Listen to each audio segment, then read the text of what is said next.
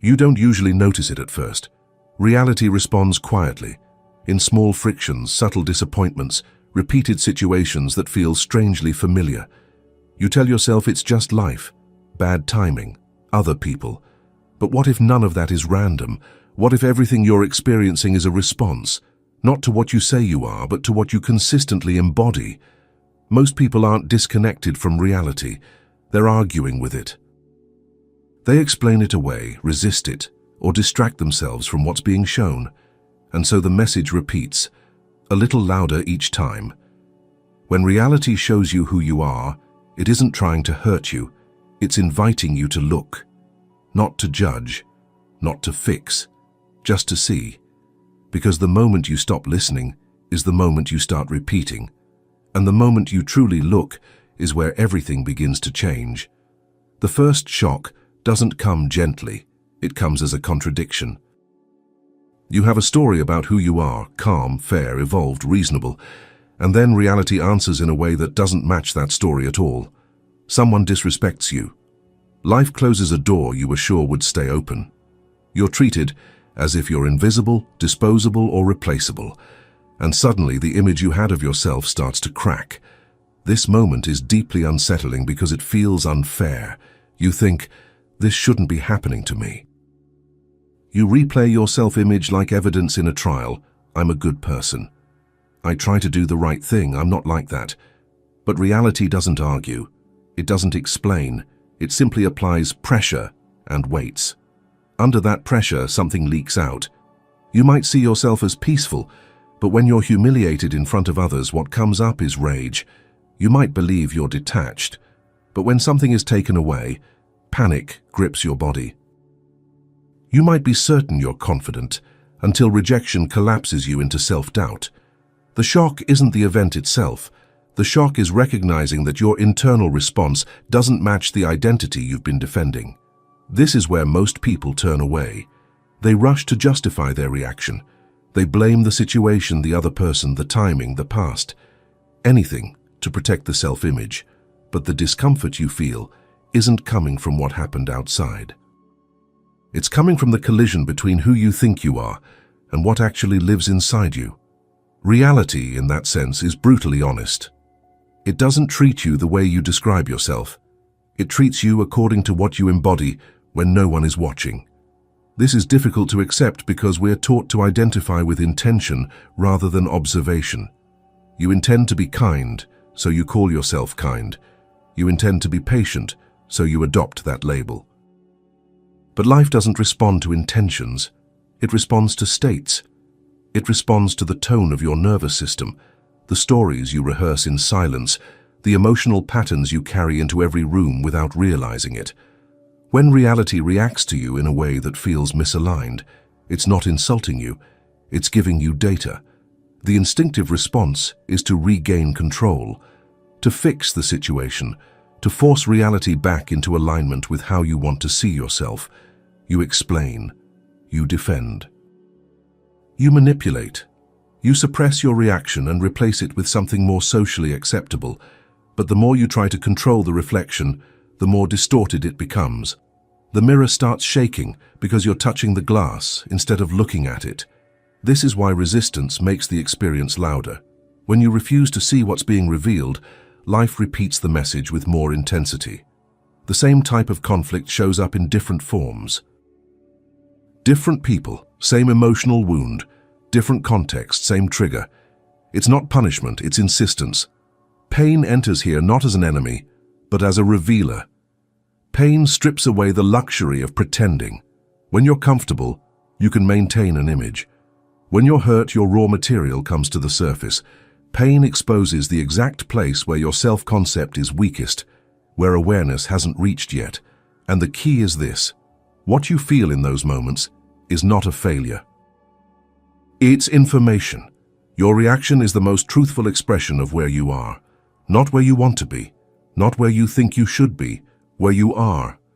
Anger, jealousy, fear, bitterness, these aren't moral flaws, they're signals.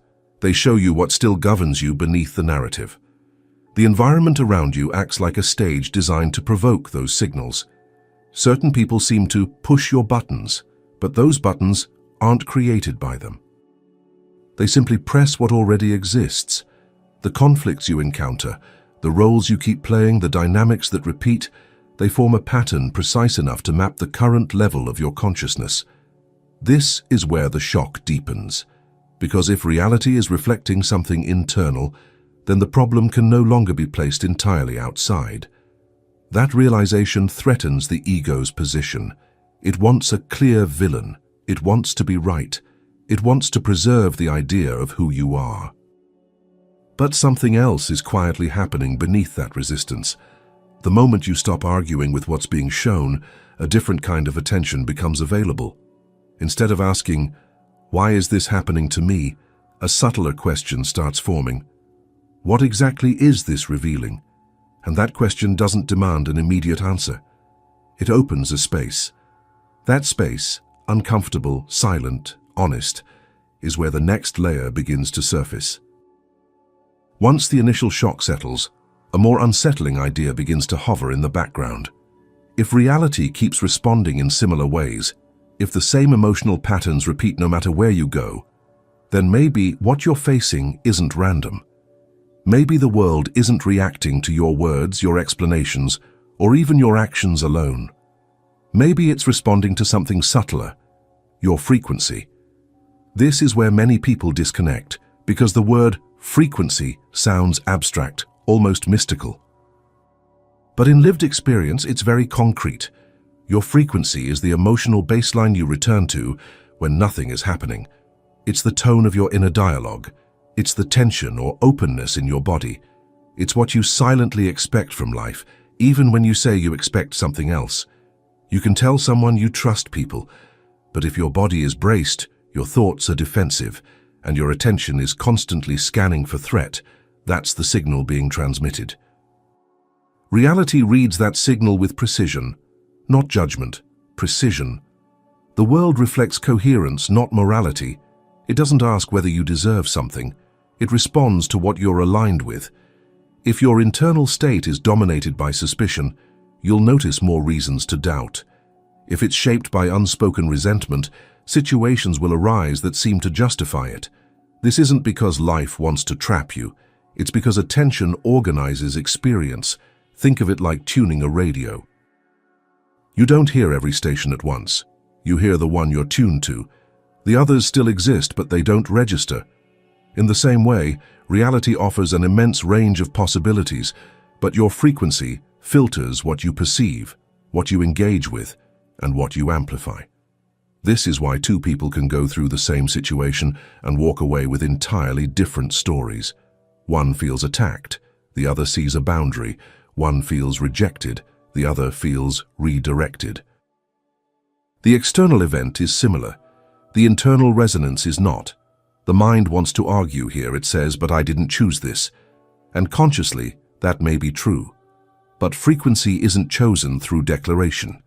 It's shaped through repetition, through what you rehearse emotionally, through what you normalize internally, through what you allow to stay unexamined. What you call bad luck is often a familiar pattern expressing itself again. Not because you're cursed, but because the signal hasn't changed yet. This is where observation becomes more important than belief. Instead of asking whether this idea is true, you can watch how reality behaves around you. Notice what kind of interactions you consistently enter. Notice what type of roles people assign you without you asking. Notice the emotional tone that seems to follow you into different rooms. This isn't about self-blame. Blame collapses attention. Observation sharpens it. When you observe without immediately defending yourself, you begin to detect the subtle emotional gravity you carry. Perhaps there's a quiet expectation of being misunderstood. Perhaps there's a background sense of needing to prove yourself. Perhaps there's an unspoken belief that effort never pays off. These aren't loud thoughts, they're atmospheres. And atmospheres invite certain responses. People often say, "It's always the same kind of person I attract." But attraction isn't always desire. Sometimes it's resonance. Sometimes it's unfinished business seeking visibility. The world brings you mirrors that match your current vibration, not to mock you, but to make the pattern undeniable. This is also why trying to act positive rarely works. Performance doesn't shift frequency. Suppression doesn't either. You can smile while broadcasting tension. You can say the right things while expecting the worst. Reality listens beneath the surface. When you begin to see this, a subtle responsibility emerges, not the heavy kind that says everything is your fault, but the quiet kind that says something here is within my field of influence. And that realization can feel destabilizing because it removes the comfort of seeing yourself as purely reactive. Yet it also introduces a new kind of leverage. If the world is reflecting your frequency, then every moment of honest self-observation becomes meaningful. Not dramatic, meaningful. You start noticing how quickly you contract when challenged, how often you anticipate disappointment, how easily you interpret ambiguity as threat. These micro-responses are the language reality understands. And without forcing change, without trying to become someone else, you may notice a question forming underneath all of this. If my frequency has been shaping what I see, what happens when I stop trying to control outcomes and start observing my responses instead? That question doesn't demand action yet. It invites awareness. And awareness, when sustained, naturally exposes the habit that comes next, the impulse to interfere with reality rather than listen to it. When people begin to sense that reality is responding to them, the instinctive reaction is almost never observation. It's control. The mind hears, your inner state matters, and immediately turns that insight into a strategy. If that's true, then I need to fix myself. I need to correct my reactions. I need to manage how life unfolds. What starts as awareness quickly becomes another attempt to dominate the experience. This is the most common mistake because it feels responsible. It feels mature. It feels like taking charge. But control is not the same as consciousness. Control is fear wearing the mask of intelligence. The urge to control reality comes from discomfort with uncertainty. When something doesn't align with how you want things to be, the nervous system tightens. You try to predict outcomes, steer conversations, influence how others see you, suppress reactions that don't fit your ideal self-image. On the surface, it looks like self-mastery. Underneath, it's resistance. Observation, on the other hand, feels passive to the ego. It feels like doing nothing. And doing nothing feels dangerous when your identity feels threatened. So the mind interferes. It labels. It judges. It corrects. It says, I shouldn't feel this way, or this means something is wrong. In doing so, it misses the information entirely. When you try to control reality, you're essentially arguing with the mirror. You're telling it what it should reflect, instead of noticing what it already is. And mirrors don't negotiate. They intensify.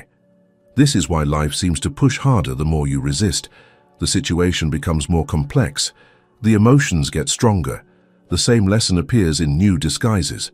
Not because reality is hostile, but because your attention is pointed outward, trying to rearrange the scene instead of inward, reading the signal. Control is often disguised as improvement. You tell yourself you're working on yourself, but you're actually avoiding the raw experience of seeing yourself clearly. You replace curiosity with correction. You rush to meaning before allowing sensation. You try to transcend what you haven't fully felt. Observation begins in a much quieter place. It starts when you allow an internal response to exist without immediately naming it as good or bad. You notice the tightening in your chest, the heat in your jaw, the looping thought that wants to defend or attack, and instead of acting on it or suppressing it, you let it be seen. This is uncomfortable because observation removes the illusion of control. You're no longer the author of the moment. You're the witness. And the witness can't edit what appears. It can only stay present long enough to understand it. Most people don't fail at awareness because they're incapable. They fail because they're impatient. They want the observation to produce relief immediately. When it doesn't, they revert to control. They think observation isn't working, when in fact it's working too well. It's revealing something they'd rather not face. Control wants resolution. Observation tolerates ambiguity. When you stop trying to steer reality, something subtle changes. You begin to notice how often your reactions are automatic, how quickly a story forms, how rarely you stay with pure sensation before interpretation. These patterns were always there. Control kept you too busy to see them. There's also a hidden arrogance in control, the belief that if you just think correctly or behave correctly, life will reward you with certainty. Observation dismantles that belief. It shows you that life isn't responding to your strategies, it's responding to your state. This doesn't mean you become passive or indifferent. It means your actions stop being reactive. Instead of moving to change the outcome, you stay with the experience long enough for it to teach you. And what it teaches you is never abstract. It's visceral. It's about how you meet pressure, uncertainty, and discomfort. The paradox is that real influence over your life begins only when you stop trying to force it. Not because you give up, but because you finally gather accurate information. Observation reveals where energy is leaking, where attention is trapped, where identity is fragile. As this becomes clearer, another layer begins to emerge. You start noticing that the moments you resist the most are the ones that hurt the most, not because the pain is greater, but because you're fighting the very thing that's trying to show you something essential. And slowly, almost against your will, a different relationship with pain starts to form. Not as an obstacle to avoid, but as a signal you haven't learned how to read yet. Pain is usually where people draw the line. They may accept the idea of awareness, of frequency, of observation, but pain feels like proof that something has gone wrong. The instinct is to escape it, numb it, explain it away, or turn it into a story with a clear villain. Almost no one approaches pain as information. And yet pain is the most precise instrument reality has for revealing what remains unconscious. Pain doesn't arrive to decorate your life with meaning. It arrives to interrupt patterns that can no longer stay hidden.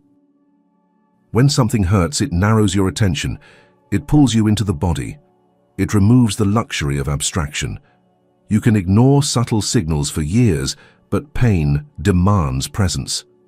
That's why it's so uncomfortable, and why it's so effective. What makes pain confusing is that it feels personal, even when it isn't targeted. You think, this is happening to me.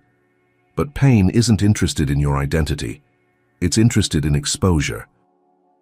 It exposes attachment, expectation, dependence, and the quiet agreements you've made with yourself without ever questioning them. When pain appears, the mind immediately asks, how do I get rid of this?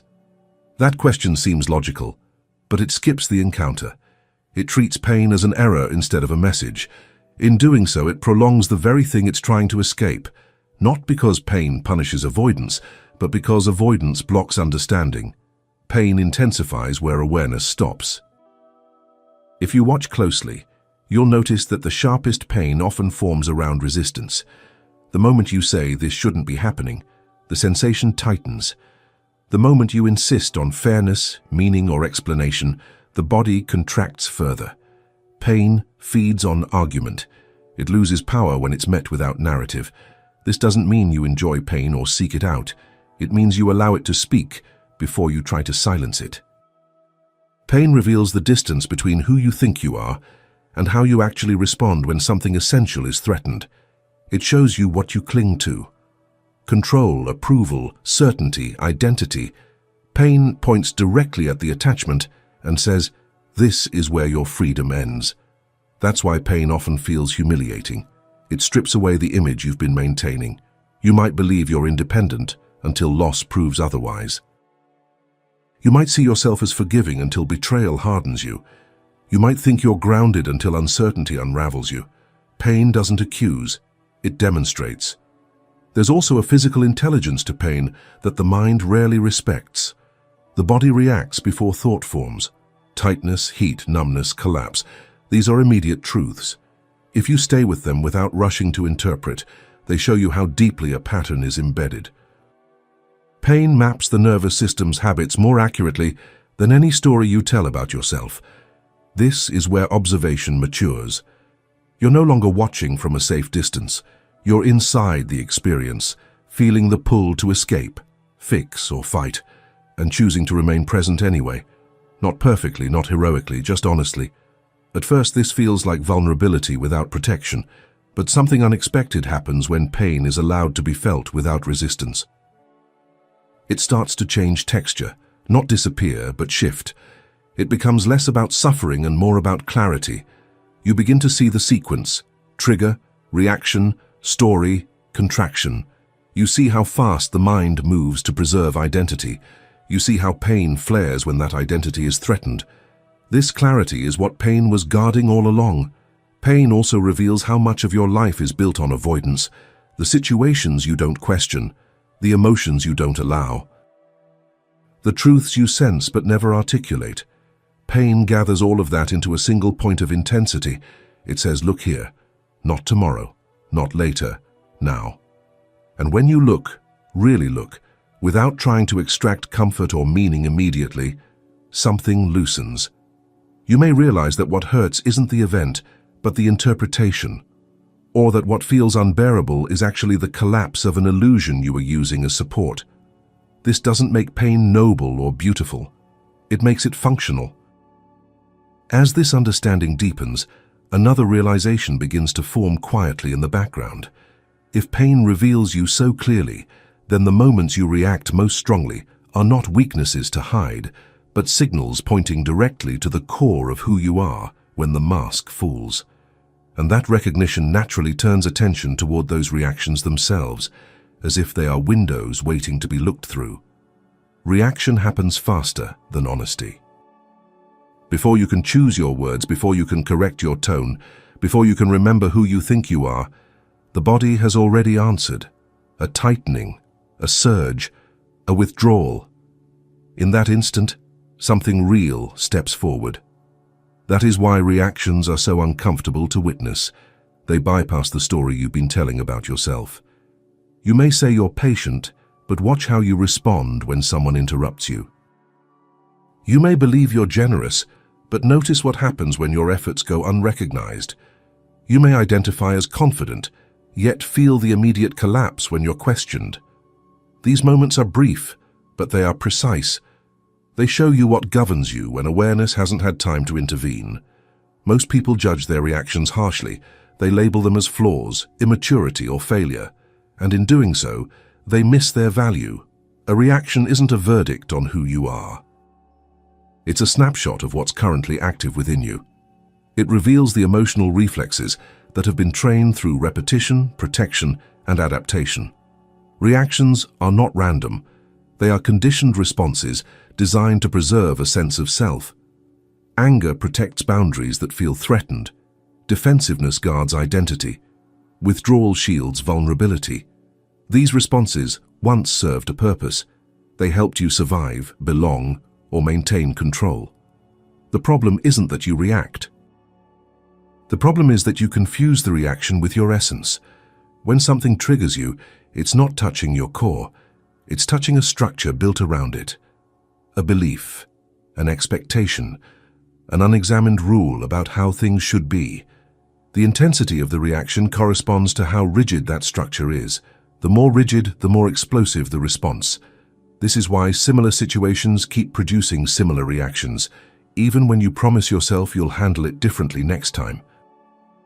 Intention doesn't dismantle conditioning. Observation does. You don't outthink a reflex, you outsee it. When you begin to observe your reactions instead of justifying or condemning them, a new layer of awareness opens. You notice how fast the mind narrates, how quickly it assigns blame, how it rushes to protect dignity or avoid discomfort. This inner choreography becomes visible only when you stop trying to interrupt it. There's a subtle but crucial distinction here. Observing a reaction doesn't mean indulging it, and it doesn't mean suppressing it. It means allowing the energy to be felt without turning it into action or identity. That space between impulse and response is where consciousness grows. In that space, you start to see patterns. Certain people evoke authority issues. Certain tones activate shame. Certain situations ignite control. These are not coincidences. They are pressure points revealing where awareness hasn't integrated yet. What makes this challenging is that reactions often feel justified. The mind presents evidence. Anyone would feel this way. And perhaps that's true, but justification closes the inquiry. It keeps the focus on the external trigger instead of the internal mechanism. When you stay with the reaction long enough without explanation or defense, you may notice something unexpected. Beneath the anger, there's fear. Beneath the fear, there's a need. Beneath the need, there's an old story about safety, worth, or belonging. Reactions compress layers of experience into a single burst. Observation slowly unpacks them. This unpacking isn't comfortable. It can feel destabilizing to realize that your sense of self has been guarded by automatic responses. But it's also liberating, because what is seen can no longer operate in the same unconscious way. Reactions also reveal how much of your attention lives outside of you. They show how easily your inner state is handed over to circumstances, people, and outcomes. When someone else can determine how you feel with a word or a look, that's not power, it's exposure. Seeing this isn't about blame. It's about reclaiming agency, not through control but through understanding. As this understanding deepens, you may begin to notice that reactions soften when they are fully seen.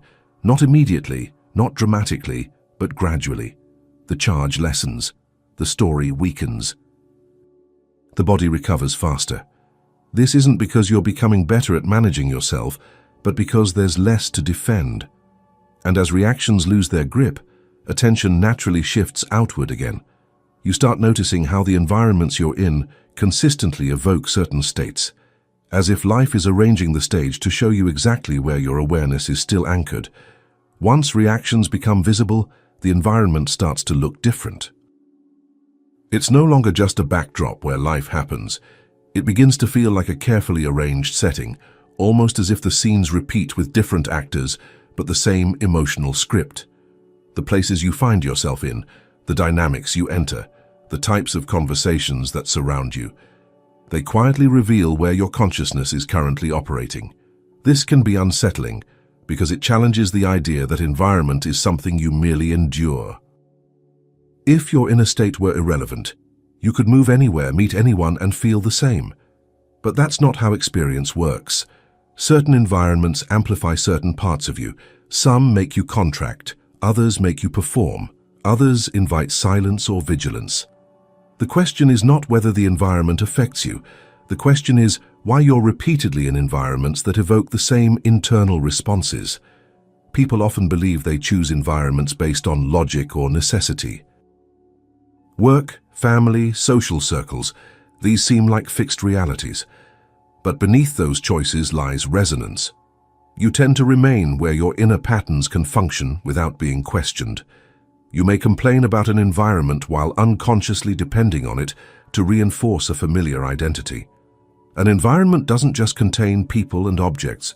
It contains expectations, rhythms, power structures, emotional climates, and your nervous system reads these elements instantly. Long before you form an opinion, your body knows whether it needs to brace, adapt, impress, or disappear. That reaction tells you more about your consciousness than the environment itself. If you consistently find yourself in situations where you feel diminished, it may reflect an internal agreement with being overlooked. If you're often surrounded by chaos, there may be an unexamined comfort with urgency or disorder. If you're always in roles where you must hold everything together, there may be a belief that rest is unsafe or undeserved. The environment doesn't accuse, it echoes. This is why change of scenery rarely produces lasting change. You can leave a job, a relationship, a city, and eventually recreate the same emotional dynamics elsewhere. The external form shifts, but the internal posture remains. Consciousness carries its stage with it. Observation here requires honesty without self-attack. It's tempting to say, "I'm here because I had no choice." Sometimes that's partially true, but even within constraint, there's a reason certain constraints persist. There's a familiarity to them, a predictability, a role you know how to play. When you begin to see your environment as feedback rather than fate, attention sharpens. You start noticing how certain spaces drain you while others stabilize you, how some conversations feel like performance and others feel like presence. These sensations are not preferences. They're indicators of alignment or misalignment between your inner state and the outer context. The environment also reveals how much of your consciousness is relational. Who are you when no one is watching? And who do you become when certain people enter the room? If your sense of self shifts dramatically depending on the setting, it suggests that identity is still anchored externally. The environment holds the cues that tell you who to be. This isn't a flaw. It's a stage of development. As awareness grows, you may notice a subtle fatigue with environments that once felt normal. The noise becomes louder, the tension becomes harder to ignore. This isn't sensitivity increasing, it's tolerance decreasing. What you once accepted without noticing now registers clearly. This is often the point where resistance appears. You want the environment to change, so you don't have to. You focus on other people's behavior, on systems, on circumstances. All of that may matter, but the more interesting question remains internal.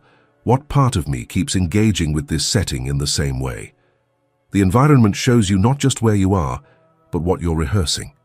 It reveals the roles you default to, the masks you wear without thinking, the compromises you've normalized. Each setting highlights a different aspect of your consciousness, like a spotlight moving across a stage. And as this becomes clearer, another realization begins to surface. If the environment reflects your inner stage, then the conflicts you experience within it may not be about the people involved at all. They may be signals pointing back to a deeper vibration you've been carrying quietly, long before the scene was set. It's easy to blame others when life doesn't unfold the way you want it to, when someone treats you unfairly, when a situation doesn't go as planned, or when someone else's behavior triggers an intense reaction within you. The immediate response is often to look outward. We think, if they hadn't done that, I wouldn't feel this way, and for a moment, this explanation feels satisfying. It allows us to externalize the discomfort and place it squarely in someone else's hands. But what if the truth is far more uncomfortable? What if the issue isn't the other person or the situation at all, but the frequency you are emitting into the world? What if the patterns, the conflicts, the frustrations that seem to show up over and over again are simply reflections of what you're vibrating, of what you are unknowingly offering to the world? This isn't about blame. It's not a moral judgment. It's about understanding the power of the energy you're sending out into the world, because that energy, that vibration, is what attracts and shapes the situations you face. At first, this might sound abstract. How can your vibration possibly be influencing the events and people around you? Aren't they making their own choices? Aren't they responsible for their actions? Yes, they are. But the universe responds to your state, your inner environment, and aligns events and people with that vibration. The connections and patterns that unfold around you are drawn not by accident, but by the resonance you carry. It's important to recognize that every thought, feeling, and belief you hold is creating a subtle energy field around you. This field acts like a magnet, pulling toward you people, situations, and outcomes that match the frequency you're emitting. If you walk through life carrying a quiet sense of distrust, for example, you may find that people around you are often defensive, evasive, or closed. If you carry unresolved anger, situations that evoke frustration and irritation will keep repeating themselves. The universe doesn't discriminate, it only responds. When you start to see your external circumstances as a reflection of your inner vibration, a shift begins to take place. Instead of feeling like a victim of circumstance, you begin to understand that your energy is the source of what's showing up in your life. This realization can be liberating because it offers you agency. You're no longer at the mercy of random events or other people's actions. You can begin to adjust your vibration, to fine-tune your inner state, and in doing so, change the quality of what comes into your life. But this is where things often get tricky. It's easy to say, I'll just shift my vibration. But vibration isn't about forcing yourself to feel good, pretending that everything is fine when it's not, or applying affirmations to avoid discomfort. Shifting your vibration requires deep honesty. It requires observing what's happening inside you without judgment or resistance. It's about facing the parts of yourself that you may have been avoiding, accepting them fully, and allowing them to transform naturally. For example, If you're constantly surrounded by people who take advantage of you, it's easy to point to them as the problem. But what if they are simply reflecting a part of you that doesn't feel worthy of respect, or that has a tendency to overgive? When you stop blaming them and start looking inward, you might begin to uncover beliefs or fears that have created this dynamic. Once you see them, they no longer have control over you. You can begin to change your frequency by setting stronger boundaries, by believing in your worth, by not tolerating behavior that doesn't align with your true value. This process requires deep self-awareness. The more you tune in to the subtle ways your energy shifts, the more you will realize how closely your inner state is tied to what happens outside of you. This doesn't mean that everything is your fault or that you're responsible for other people's choices. It simply means that your energy influences the way you experience the world. When you stop reacting and blaming and instead look at what's vibrating inside you, you gain the power to change the dynamics that have been playing out in your life. And this is the key. It's not about controlling the external world. It's about realigning your own energy. If you constantly feel misunderstood or unappreciated, for example, it's a reflection of your vibration of lack, the belief that you're not truly seen or valued. But when you begin to shift that vibration by knowing your worth and standing in it, the people around you will start to reflect that shift. They will either rise to meet your new energy or fall away. But either way, the quality of your interactions will improve because your vibration has changed. The other person isn't the problem. The issue lies in your response to them, the energy you bring to the interaction, the unspoken assumptions you hold, and the beliefs that color your perception. When you change your internal landscape, the external world must follow suit. The more you observe your reactions, the more you can identify what needs to be healed, adjusted, or let go of. Each trigger, each conflict, each uncomfortable moment is a clue pointing to the frequency that needs attention. This understanding also begins to transform the way you view conflict. Instead of seeing it as an attack, you start to see it as a mirror, reflecting back what you haven't yet integrated within yourself. The person who challenges you isn't doing so because they want to hurt you. They're simply reflecting a part of your vibration that's still unresolved. They are providing you with the opportunity to see where you are still holding tension, fear, or resistance. And when you begin to recognize this, you no longer feel like a victim of other people's behavior. You begin to see that your interactions are the perfect reflection of your current state of consciousness. The more you begin to change your internal energy, the more you'll notice that life starts to shift in profound ways. People start showing up differently. Situations begin to unfold in alignment with your new vibration. What was once difficult or painful becomes an opportunity for growth, understanding, and transformation. The world responds to your new energy, and in that response, you are given the chance to become the person you were always meant to be. There is a quiet moment in every real transformation where nothing new is added. No insight is downloaded, no technique is learned.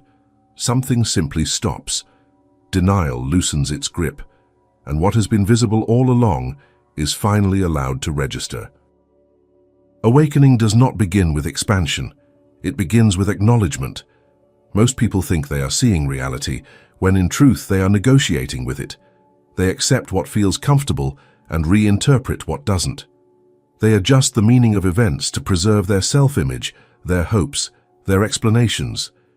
Denial isn't always dramatic. It's subtle. It's the habit of looking away just enough to avoid discomfort. You see a pattern repeating, but you call it coincidence. You feel a reaction rising, but you label it as justified. You notice a dynamic draining you, but you explain why it has to be this way. This is denial in its most functional form.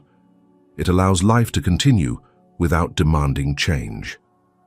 Awakening begins the moment you stop doing that. It happens when you allow yourself to see what is actually happening without immediately protecting yourself from the implications. Not what should be happening, not what you wish were true. What is happening?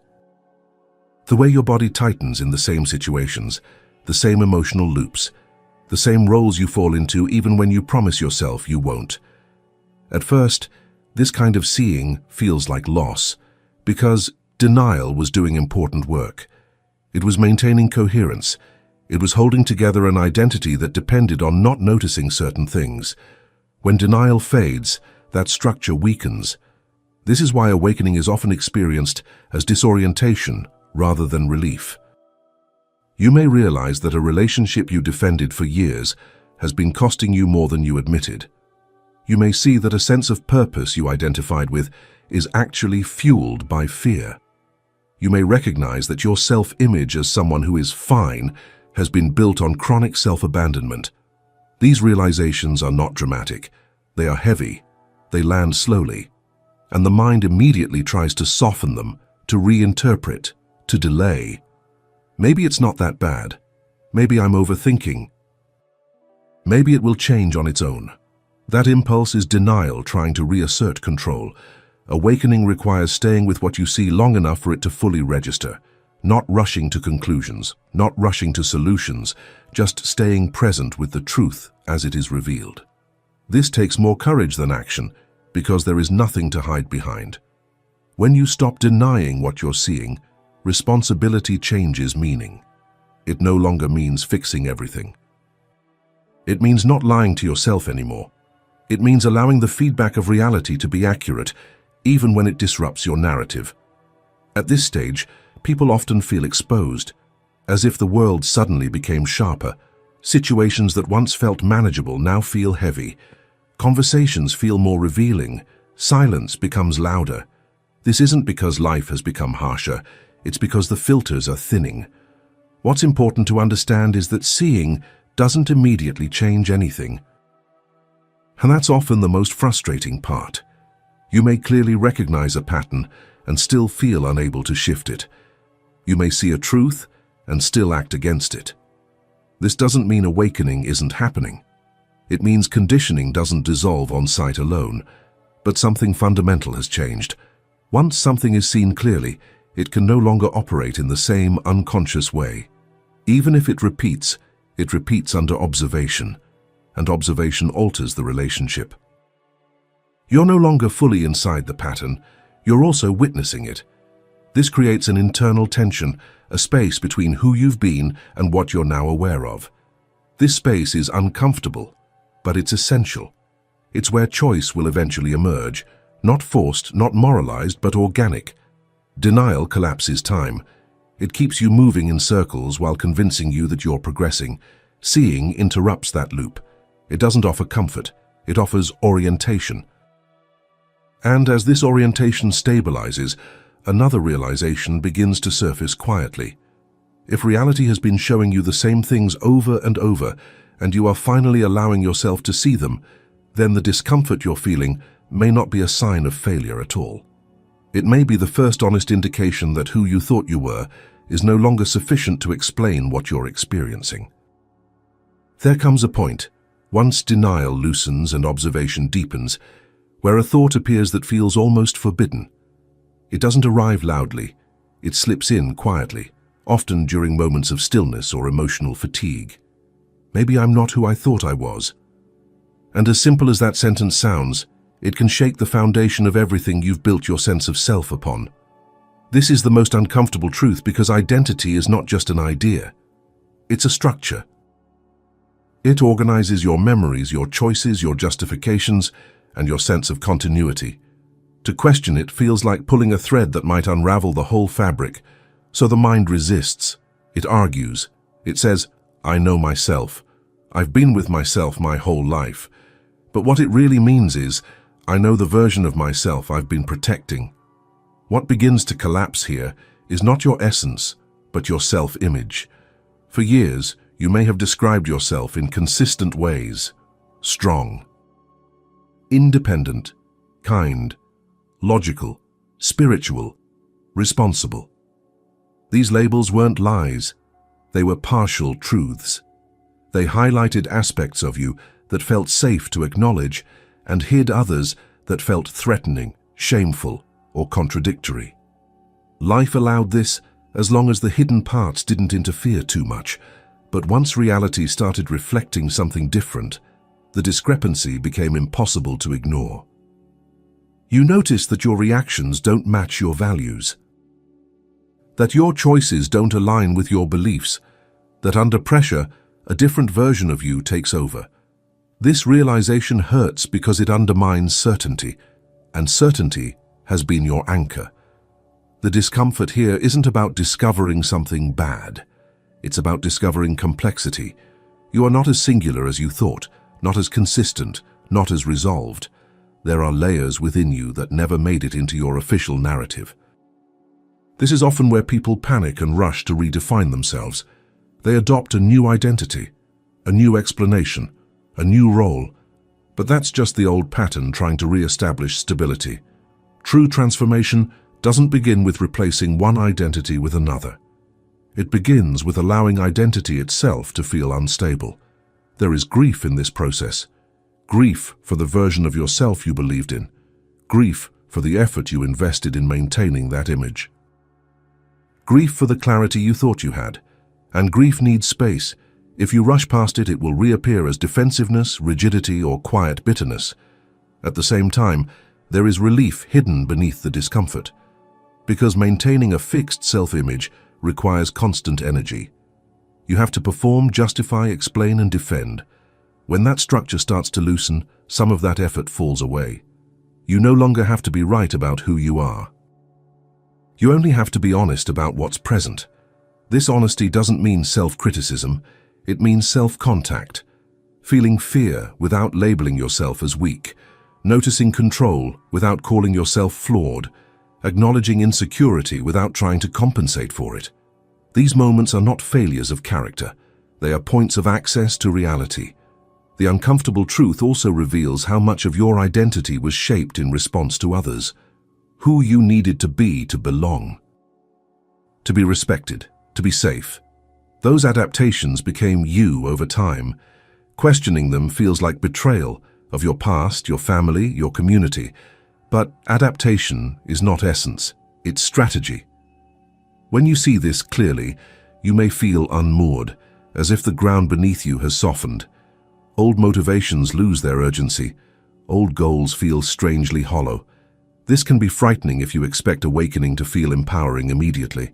Instead, it often feels like emptiness. But emptiness here is not absence. It's openness. Not knowing exactly who you are creates space for something more accurate to emerge. Not a better image, but a more flexible relationship with identity itself. You start to see that who you are is not a fixed description, but a living process shaped by awareness, choice, and presence. This doesn't mean you dissolve into nothing. It means you stop clinging to definitions that no longer fit. And in that letting go, a quieter question begins to form. If you are not who you believed you were, then who are you when you stop trying to be someone at all? That question doesn't demand an answer yet. It simply opens the final threshold, where seeing is no longer about correction or identity, but about choice. Reality has been speaking to you the entire time, not in symbols or mysteries, but in lived experience, in your reactions, in the patterns that repeat. In the discomfort you couldn't explain but couldn't escape either. Nothing here was meant to accuse you or diminish you. It was meant to reveal you. When reality shows you who you are, it is not ending something. It is beginning something honest. The collapse of an old self-image is not a loss of identity. It is the return of awareness. And awareness is the only ground that doesn't lie. You don't need to become someone else. You don't need to fix yourself. You only need to stop looking away. What you are willing to see determines what you are able to transform. And what you can transform determines how consciously you will live from here forward. If this reached you, write "I see it now" in the comments, so I know you stayed until the end. And if this resonated with you and you want to go deeper, choose one of the videos appearing on your screen now. It continues this conversation exactly where you are.